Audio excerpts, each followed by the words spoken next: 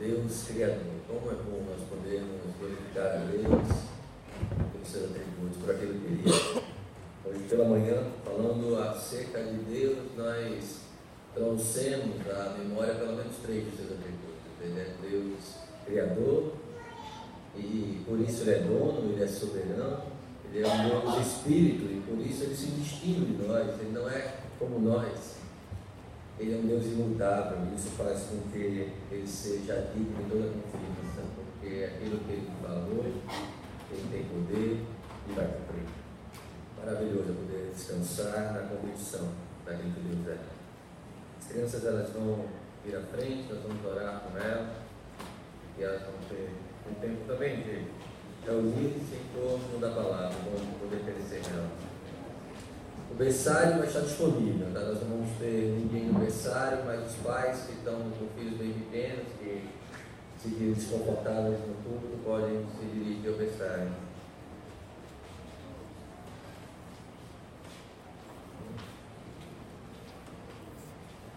Antes de nos despedirmos das crianças, eu queria convidá-los a abrir suas Bíblias, lá na carta de Paulo aos Efésios, no capítulo 6.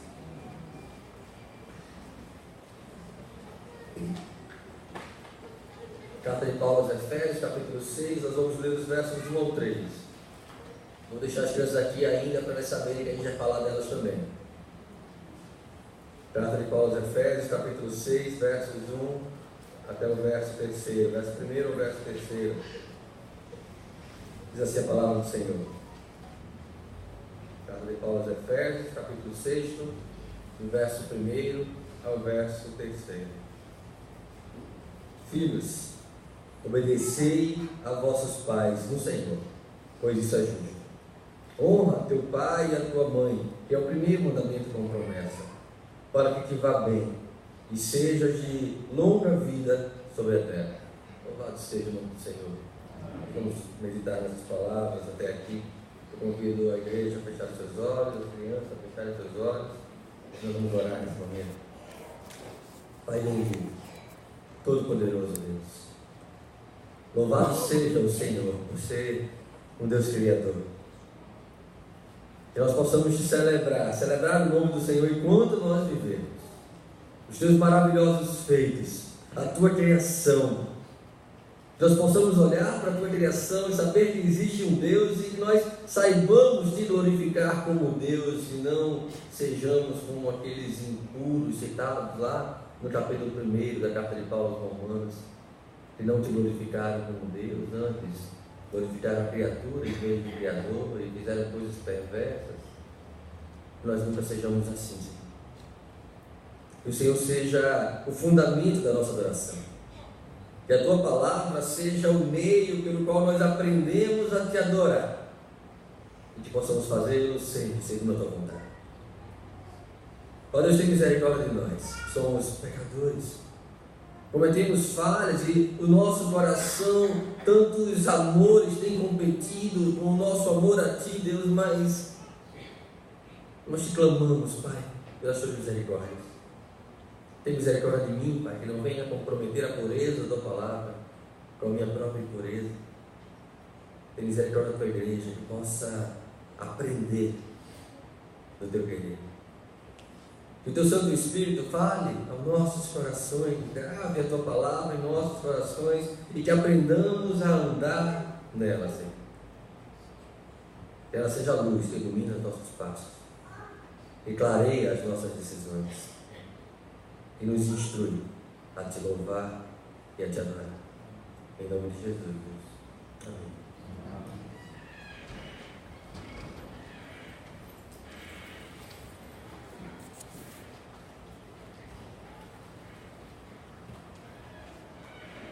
Nós somos desafiados a meditar sobre a responsabilidade de filhos, de obedecer a seus pais, de honrar a seus pais. Eu falei que íamos falar das crianças, mas isso vale para as crianças, isso vale para nós também. Nós estamos sujeitos à autoridade, nós estamos sujeitos à mesma reverência e obediência à santa palavra de Deus, de obedecer e honrar. Como obedecer tem sido algo desafiador nos nossos dias, pela própria conduta e de valores que a nossa geração então tem feito crescer em seus corações. Uma geração que cada vez mais se molda e se curva à rebeldia e à juventude, menospreza a sabedoria e a maturidade. Uma geração tão de senhores de si, que tem negligenciado preceitos valiosos do Senhor, acerca daquilo que o Senhor constitui enquanto família, enquanto autoridade, enquanto dever cristão. Eu lembro que na minha infância, minha mãe está aqui, eu vou certamente constrangê-la em algumas coisas que eu vou falar, como de vez em quando eu faço. Eu lembro que antes, muito antes de se inventarem os drones por aí, minha mãe já tinha uma sandália voadora que ia atrás da gente, né? A gente corria ao redor da mesa, ela não tinha dúvidas, tirava a sandália e lançava, e ela voava e ia na direção da gente. Hoje a gente está sujeito à autoridade, à disciplina, e quando nós nos desviamos da autoridade, é a disciplina que nos traz de volta ao modo correto de andar. Eu não costumo fazê-lo, mas eu queria fazer a propaganda de um livro, que eu acho que tem muito a ver com o tema, um livro do Ted Tripp, da editora Fiel, que fala sobre pastoreando o coração da criança. Tem valores preciosos sobre como nós precisamos, então, de maneira disciplinada e bíblica, orientar nossos filhos a crescer nos caminhos do Senhor. O autor do livro, Ted Tripp, ele fala de uma necessidade, porque a criança, ela forma o seu caráter, ela forma a sua personalidade, muito baseada na maneira como ela se relaciona com experiências ao longo da sua vida, e essas experiências, elas não partem de um coração neutro. A criança não tem um coração neutro, nós não temos um coração neutro. Nosso coração é inclinado para o pecado, nosso coração é inclinado ao modo como nós então somos instruídos a lidar com essas experiências à nossa volta. E o Ted Tripp, ele escreve, dizendo da seguinte maneira: visto não haver lugar para neutralidade na infância, ou seus filhos adoram a Deus ou adoram os ídolos. Estes ídolos não são pequenas estátuas, são os sutis ídolos do coração. A Bíblia usa a terminologia como o medo de homens, desejos maus, cobiça e orgulho. Os ídolos incluem a conformidade ao mundo, ter uma maneira de pensar terrena e a apegar-se às coisas terrenas. O que temos em vista é um conjunto de motivações, de desejos, de vontades, de propósitos, de esperanças e expectativas que dominam o coração de uma criança. Enquanto nossos filhos interagem com as suas experiências de infância, o fazem a partir de uma orientação em direção a Deus ou em direção aos ídolos. A maneira como nós nos conduzimos e ensinamos nossos filhos a lidar com as experiências à sua volta, vai formar no coração daquela criança um modo de pensar e uma direção da sua conduta em relação a Deus. O problema da obediência dos filhos, ele não se limita a um comportamento rebelde, uma atitude insubordinada. Talvez você possa colocar até uma mordaça no seu filho para ele não fazer coisas que você não queira que ele faça em público, mas o seu coração não será transformado a menos que a palavra lhe seja pregada. Então, como nós queremos ter filhos sob a autoridade de Deus se nós não temos a palavra pregada ao coração dos nossos filhos? Se nós não temos instruído os nossos filhos da maneira como nós então entendemos que Deus requer de nós? A conduta insubordinada e a questão da obediência está diretamente ligada a um coração pecador ou a um coração transformado, a um coração instruído nos caminhos do Senhor. Os pais podem ainda empreender um considerável esforço em controlar as atitudes dos seus filhos. Eu lembro que nós éramos orientados quando criança, falei que ia constranger minha mãe algumas vezes. Quando a gente ia visitar alguém, ia para casa de outras pessoas, nós tínhamos que entrar com a mãozinha para trás, a gente não podia tocar em nada. E entrava ali os filhinhos e a gente filhinha, todos com a mãozinha para trás. Parecia que todos parecia que aquilo era um comportamento natural, era nada, era um medo de um beliscão, de uma pisa depois grande. Nós podemos alcançar êxito controlando essa atitude dos nossos filhos, contudo, sem a palavra de Deus, nós nunca veremos o seu coração transformado. Uma criança agressiva, ela pode revelar um coração inflamado por causa do pecado. O ódio em lugar do amor, o egoísmo em lugar da abnegação, a cobiça em lugar da generosidade. Crianças que não respeitam ninguém, que não honram ninguém, com o coração tomado pelo auto-engano, às vezes cheias de mimos, cheias de privilégios, pelo temor dos homens, pelo egocentrismo, etc. Tantas coisas podem estar, então, domando o coração dos nossos filhos para longe do Senhor. Nunca serão capazes de honrar a seus pais genuinamente, sem que sejam instruídas, segundo a palavra do Senhor. Devemos observar, isso vale para nós também, como filhos, como sujeitos à autoridade, que em Romanos 1, no verso 30, aí começa talvez 2 versos antes, 2 versos depois, quando ele vai falar sobre características daquele povo pagão, insolente, que desobedece a Deus, de estar perdido porque não glorificam a Deus como Deus. Lá está a questão da desobediência aos pais. Paulo vai dizer aos romanos que a desobediência aos pais é um daqueles tantos pecados sérios que os povos pagãos então são reprovados diante de Deus. O pai de família, o pai da família, o líder do seu lar, ele deve assumir a direção do seu lar, tanto nas coisas importantes quanto nas coisas triviais do dia a dia. Os pais devem ter o controle dos seus filhos, não serem controlados por eles, senão estarão treinando crianças insubmissas, insolentes. O pastor Ted Tripp, ele ainda continua, e ele pega esse texto que nós lemos há pouco, de Efésios 3, e ele diz que esse texto ele forma um círculo de bênçãos. Um círculo de bênçãos. E ele diz, Deus tem nesse diagrama desenhado um círculo, dentro do qual a criança deve obedecer. Os limites desse círculo é que a criança tem de honrar e obedecer a seu pai e sua mãe. E Deus diz que a criança tem de ficar dentro dos limites desse círculo. E ele coloca junto 2 promessas, vida longa e tudo irá bem. Então este círculo de bênçãos formado por Deus coloca a criança debaixo da autoridade dos pais para poder desfrutar de proteção. E esta obediência é extensiva a Deus, pois quando elas obedecem a seus pais, estão sendo obedientes a Deus. Por isso elas devem obedecer aos pais do Senhor. O Ted Tripp ele coloca essa necessidade de obediência, essa obediência e honra como os limites desse círculo. E dentro desse círculo a proteção.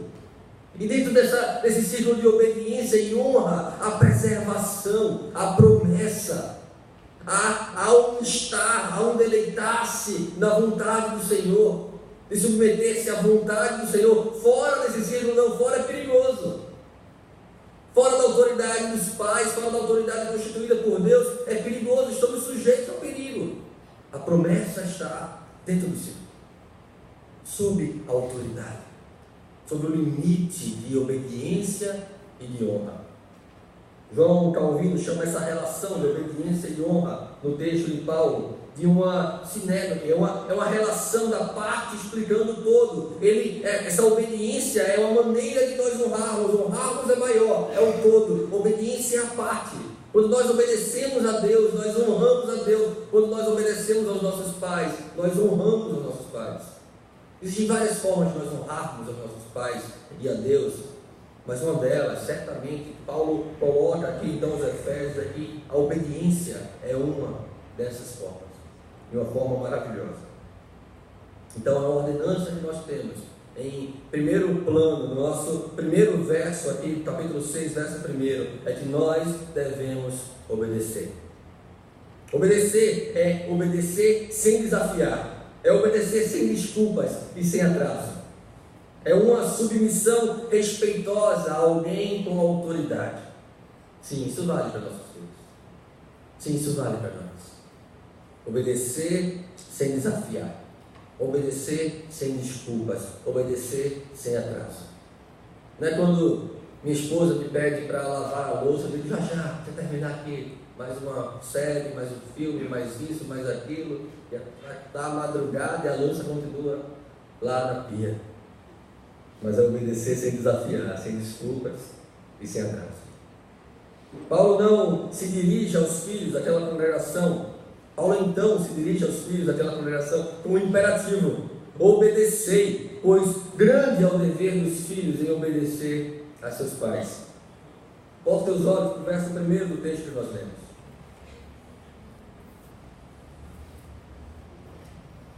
Filhos, obedecei a vossos pais no Senhor, pois isso é justo. Podemos ler juntos? Filhos, obedecei a vossos pais no Senhor, pois isto é justo. Obedecei, no sentido original da palavra grega trazida por Paulo aqui, é dizer obedecer, seguir, estar sujeito àquilo que é ordenado, seja justo, moral, correto, quer visando o desenvolvimento espiritual ou simplesmente as coisas apropriadas da vida, da rotina, das condutas diárias. Os filhos devem obedecer a seus pais, porque esta é uma ordem do Senhor. Por isso eles devem fazê-lo por amor ao Senhor. Quando nós obedecemos aos nossos pais, quando nós obedecemos às autoridades constituídas sobre as nossas vidas, e entenda que pai e mãe como uma autoridade natural sobre nós, às vezes temos por uma avó, por um avô, por tios, por aquela pessoa que é responsável pelo nosso desenvolvimento, pela nossa criação. Nós devemos obedecê-lo por amor ao Senhor, porque isso é um mandamento do Senhor. Tal submissão ela é justa, porque o Senhor ordenou, e Ele é justo, Ele é santo, Ele é perfeito. O apóstolo apresenta ainda um motivo geral: porque isso é justo. Olha, obedeçam, porque isso é justo. Onde a obediência dos filhos é decretada pela autoridade de Deus. Se Deus tem autoridade sobre nós, se nós cremos que Deus é um Deus criador, e por isso Ele é dono, Ele é soberano, e nós estamos sujeitos a uma coisa criada, como no texto de Isaías, pode então o barro dizer ao oleiro, porque me fizesse assim ou assim? Não, nós estamos sujeitos a Deus. Então nós devemos nos sujeitar a todos os mandamentos do Senhor, e nisso nós estaremos manifestando o nosso amor. A obediência dos filhos aos pais, ela é moralmente justa, porque segue a ordenança divina de submeter-se à autoridade natural. Mas a obediência também é biblicamente correta. Ela está expressa no Antigo Testamento, ela está expressa no Novo Testamento, ela está expressa na palavra escrita, inspirada por Deus para nós. É uma ordenança, é uma necessidade, é um compromisso, é uma responsabilidade. Contudo, e aí eu chamo sua atenção para um parêntese: os pais devem ser obedecidos até o limite de que seus deveres para com Deus não se percam. Estes devem vir em primeiro lugar. A autoridade sem sabedoria, já disse alguém, é como um machado pesado sem corte, que esmaga em vez de cortar. Nenhuma obediência dos filhos aos seus pais pode ser contrário à vontade do Senhor. Chega a ser incoerente. Como eu posso então obedecer aos meus pais a desobedecer a Deus, se é o próprio Deus quem requer de mim obediência aos meus pais? Pois se a base da autoridade dos pais é a determinação divina, seria incoerente que tais pais pudessem então, sob esta autoridade, levar seus filhos para longe da vontade de Deus. Onde a expressão do Senhor define tanto a qualidade da nossa obediência, quanto o próprio fundamento dela. Nós precisamos obedecer do Senhor, mas nós precisamos obedecer. O salmista escreve lá no Salmo 34, verso 11, você pode abrir sua Bíblia comigo? Salmo 34, verso 11.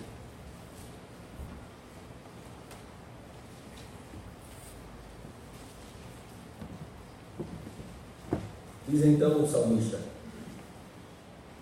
vinde, filhos, e escutai-me, e vos ensinarei o temor do Senhor. Olha como a nossa submissão como filhos e obediência, ela fica mais pronta, mais leve, porque nossos pais estarão nos ensinando no temor do Senhor. Pais, ensine seus filhos no temor do Senhor.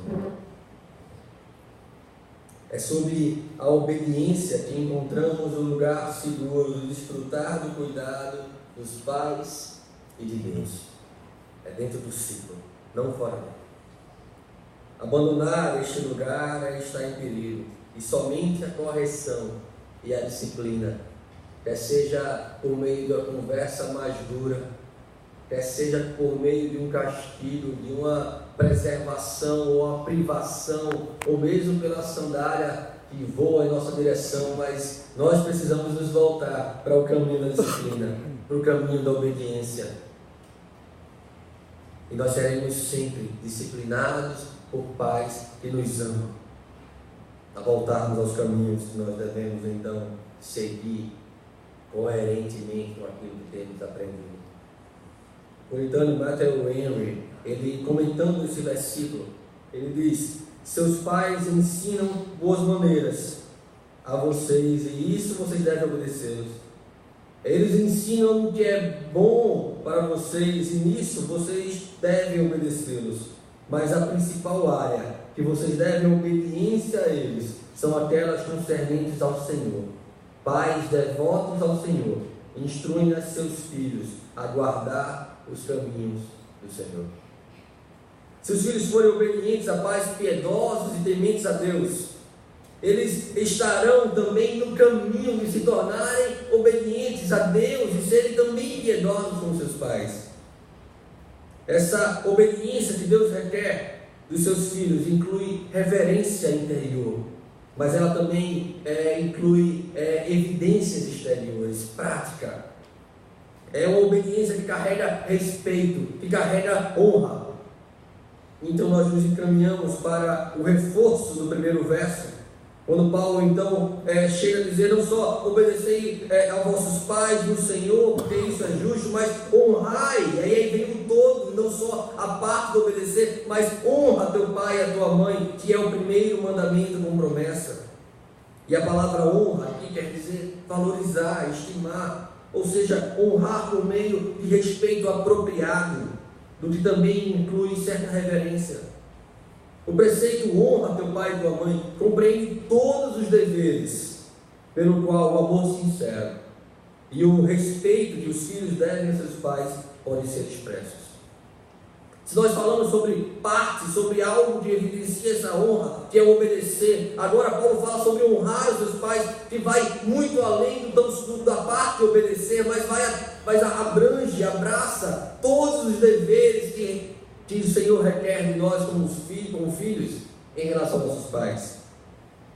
Essa honra envolve reverência, essa honra envolve obediência, essa honra envolve ajuda e sustento quando necessário. Para reforçar o peso da instrução, o apóstolo cita a própria lei do Senhor, a lei no 5º mandamento. Lá em Deuteronômio, capítulo 5, verso 16, abra comigo o texto. Deuteronômio, capítulo 5, verso 16.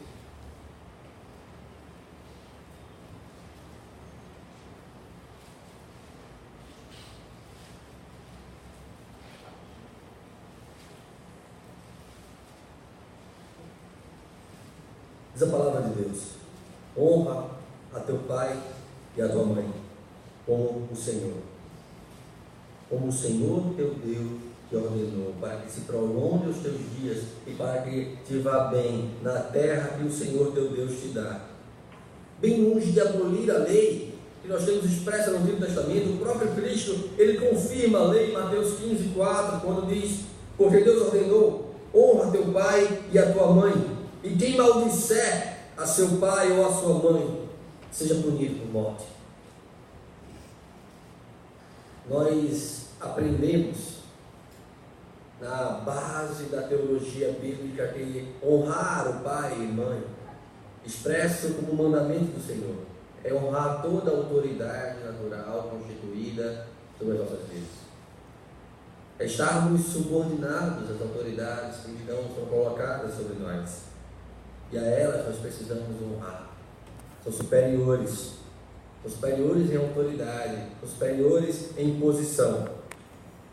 A confissão de fé de Westminster, apoiada pelos seus catecismos e mais explicitamente no Catecismo Maior de Westminster, aquele documento escrito por aqueles puritanos em Westminster há tanto tempo atrás, que servem como paredes, como cercas que nos direcionam no nosso estudo bíblico, no nosso aprofundamento nas Escrituras.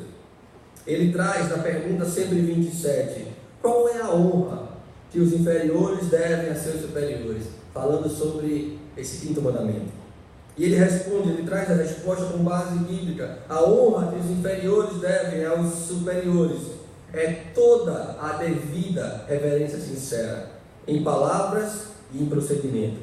A oração e ações de graças por eles. A imitação de suas virtudes e graças.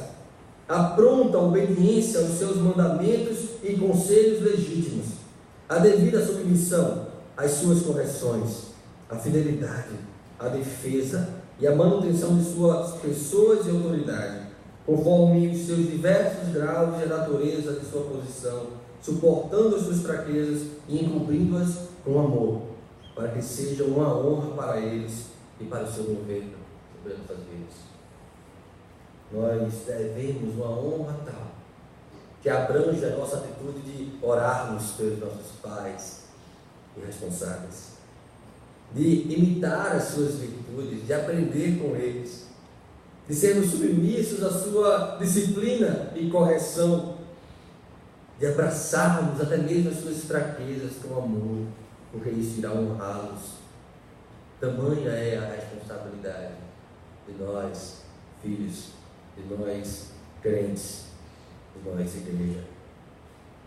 Paulo ainda nos diz que Deus, em sua soberana graça, em sua autoridade como dono, como Deus Criador, Ele, a fim de tornar a nossa submissão talvez mais pronta, mais prazerosa, Ele ainda traz, Ele ainda confirma esse mandamento por meio de uma promessa temporal, uma promessa especial vinculada a Ele. Ele vai dizer, sendo esse o primeiro mandamento com promessa.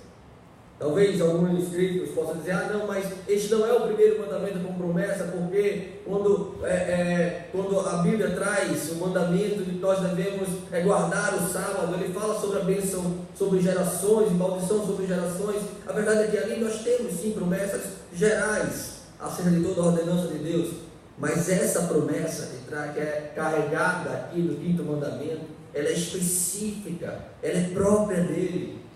Ela é temporal e ela diz que nós seremos abençoados nessa terra com uma vida longa e boa. E talvez nós possamos pensar, poxa, mas isso era algo do Antigo Testamento, porque se referia à terra de Canaã. Paulo traz isso como uma verdade para o novo, e nós trazemos isso como uma verdade para os nossos dias. Nós temos uma promessa a qual nós podemos nos apropriar dela quando somos obedientes aos nossos pais. As coisas tendem a ir bem. Claro que é uma promessa geral. Claro que existem exceções. Claro que há pessoas tementes a Deus, obedientes aos pais, que têm vida curta na terra. Claro que tem pessoas que são tementes a Deus e obedientes aos pais, que passam por alguma privação e desconforto nessa terra. Claro, mas de uma maneira geral, no sentido amplo, nós podemos confiar que a promessa de Deus é legítima para as nossas vidas. E nós podemos então nos alegrar. E se já era suficiente para nós obedecer ao mandamento do Senhor, porque foi mandado pelo Senhor, nós podemos ainda nos deleitar em um mandamento que traz consigo uma promessa de conforto, uma promessa de cuidado, de proteção e de vida longa. O Evangelho tem suas promessas temporais. Quando eu falo de promessas temporais, para que fique mais claro nas nossas mentes, é que nós temos promessas eternas, de vida eterna com Deus, de habitarmos a glória com Deus, e isso é sublime, isso é superior. Mas nós também temos promessas temporais, promessas daquilo que diz respeito à nossa vida aqui, nesse tempo, enquanto nós estivermos ainda nessa terra. Bem como espirituais, e muito embora a autoridade de Deus já seja suficiente, como eu falei há pouco, nós ainda podemos nos alegrar e ter a permissão de desejar tais recompensas prometidas por Deus, para que viva bem, para que seja longa a tua vida sobre a terra. Observa esse mandamento, atende a ele, obedece a ele, seja instruído pela autoridade que o Senhor constituiu na tua vida, de bom grado, com alegria, honrando. A passagem de Êxodo, capítulo 20, verso 12, é citada aqui por Paulo. Trata-se de uma promessa de bem-estar na terra de Canaã. Honra teu pai e tua mãe, para que se prolongue os teus dias na terra que o Senhor teu Deus te dá, semelhantemente ao texto que nós lemos em Deuteronômio. E a expressão em Êxodo falava da terra de Canaã, mas Paulo usa então uma expressão do grego que se refere a todo o globo, a toda a terra, estendendo essa promessa a uma aplicação mais geral em nossas vidas. O apóstolo mostra que ainda essa ou outras promessas que nós temos no Antigo Testamento, elas podem ser reveladas, elas podem ser cumpridas em nossos dias hoje também, para que a gente vá bem. No Antigo Testamento nós temos um conceito muito nítido de que a bênção do Senhor, ela era facilmente percebida através da prosperidade da família. Uma família próspera era uma família muito abençoada por Deus, uma família que caminhava nos caminhos do Senhor, uma família, pessoas com vida longa, eram pessoas abençoadas por Deus. Então, o que o texto traz para nós é que quando nós obedecemos aos nossos pais, isso no sentido mais amplo, a bênção de Deus é manifesta em nossas vidas. Então nos vai bem. Então as coisas começam a dar certo. Então nós começamos a nos sentir mais protegidos, mais guardados, mais cuidados. A paz de Deus, então, ela toma lugar no nosso coração. A certeza de estarmos no centro da vontade de Deus, ela toma lugar no nosso coração em lugar da inquietude, em lugar da ansiedade, da impaciência. Nós então confiamos que somos guardados por um Deus imutável, porque a sua promessa, ela permanece e prevalece em nossas vidas. Então Ele nos promete vida longa. Com isso nós entendemos que a presente vida, ela não deve ser menosprezada.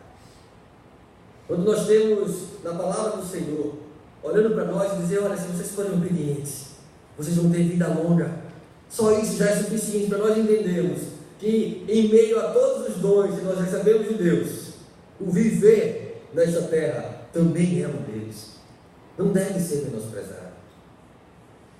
No terceiro livro das Institutas de Calvino, no capítulo 10, ele fala que a nossa vida aqui na terra, ela não é uma vida apenas em busca daquilo que é necessário, mas Deus nos dá o privilégio de desfrutarmos da criação, de nos alegrarmos com a criação, de aproveitarmos da criação de Deus e vivermos contentes no Senhor por aquilo que o Senhor nos dá,